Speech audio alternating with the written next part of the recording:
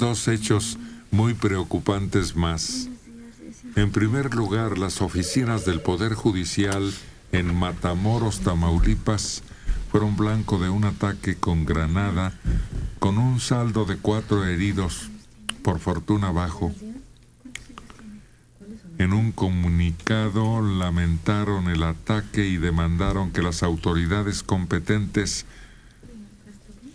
realicen las investigaciones para el pronto esclarecimiento. Los protocolos de seguridad internos con que cuenta el Poder Judicial permitieron resguardar al personal de las instalaciones y atender a las personas lesionadas y desalojar de manera segura a trabajadores y público en general. Eso en primer lugar. En segundo, aquí en Valle de Chalco, en lo que parecía un ataque directo, fue ejecutado de varios disparos el candidato perredista a la Diputación Federal por un distrito del Valle de Chalco, Miguel Ángel Luna Munguía, en su casa de campaña a 5 días de la jornada. Y además llegaron impunemente, le disparan, creo que el que es su colaborador también resulta herido y se van en casa de campaña. Lo que a mí me pareció mal es que el gobernador del Estado de México se apresurara a decir que no tenía nada que ver el crimen con los comicios y que era un caso aislado. A ver, ¿aislado de qué? ¿O crimen pasional. ¿Por qué se apresuran a hacer declaraciones? Creo que todavía estaba el cuerpo en el mismo lugar y ya él sabía de qué se trataba. ¿Qué es eso? Es mentir a ojos vistas, es apresurarse dando un dictamen que no nos convence. Pero independientemente del dictamen, él abre comentario diciendo, afortunadamente, sí. no se trata de un caso político. Y en contraparte, el presidente del partido exige que entre el ejército a custodiar toda la zona de Chalco y dice que se haga una investigación federal de la muerte de su candidato. Pero fue grotesco ver al señor gobernador del Estado de México porque hasta su expresión facial era de gozo en su afortunadamente. Dije, a ver, ¿cómo? ¿Afortunadamente lo mataron o qué? No venía lo para quitaron nada. Del camino. Terrible, ¿eh? Y la expresión del hombre. Como si estuviera dando la mejor noticia. Afortunadamente, se trata de un caso aislado y no es político. ¡Qué descaro! ¿Qué es eso? Terrible. Era un hombre, por cierto, que había ocupado varios cargos políticos y creo que una hermana de él también está contendiendo. Y los cargos políticos que él había ocupado eran dentro del PRI. Y actualmente estaba contendiendo por la diputación en el PRD. Qué curioso que haya individuos que brincan de un cargo a otro, pero no dejan la política. Se atienen a lo que les llegue según el puesto que están ocupando. Sí, el poder estar en el presupuesto y sobre todo el no dejar el poder y la pantalla que significa un cargo político. No importa el partido, no importa la filosofía, no importa la plataforma política, no importa el compromiso, no importan los ideales. Importa que yo mantenga ese estatus por encima de la media. Sí, no importa si es el partido por la mitad, no importa. El prau. Sí. Pero es que ella sí, eso queda justificado el crimen a los ojos de muchos. ¿En qué forma? Que bueno, por andar de chapulín fue asesinado.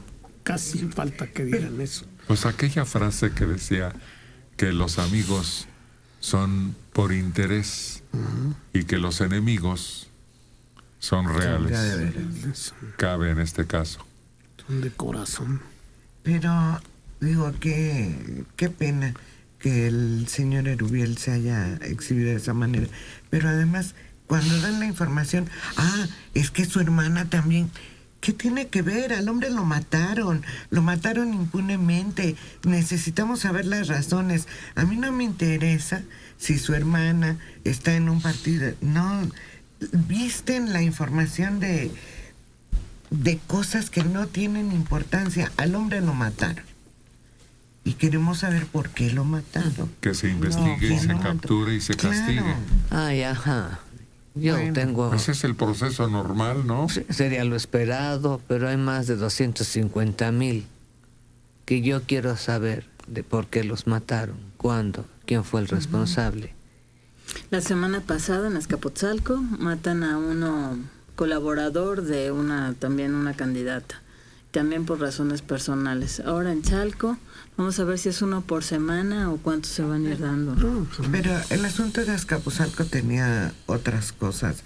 Ahí lo que me preocupó es que gente como ese hombre muerto estuviera en las filas de los candidatos, porque ese hombre ya había estado en la cárcel, ese hombre tenía antecedentes, había estado en la cárcel 2 veces, tenía antecedentes penales por robo, tenía antecedentes por una serie de cosas. Ahí lo que me preocupó, finalmente es un delincuente que veto a saber en qué andaba. A mí lo que me preocupó es que en las campañas del brazo de los candidatos esté gente como esa. Eso es lo preocupante. Sin saber nada del caso de ayer, ese caso tiene otros aspectos, otros ángulos. Era una fichita. Sí. en Azcapotzalco. Y ahí sí, como dice Mario, se podría encontrar otra razón, otros motivos. Claro. No, malas noticias. No son los ayudantes, son los candidatos. Sí, eso es lo preocupante, Manel. Los que son unas fichitas. Y tiene razón Erubiel, no es político. No lo mataron porque iba a ganar y porque iba a ocupar un puesto que ellos querían. Lo mataron porque tienen una serie de negocios en el municipio. Intereses. Claro. Y no es el primero, van 20 o 21, ¿o cuántos van?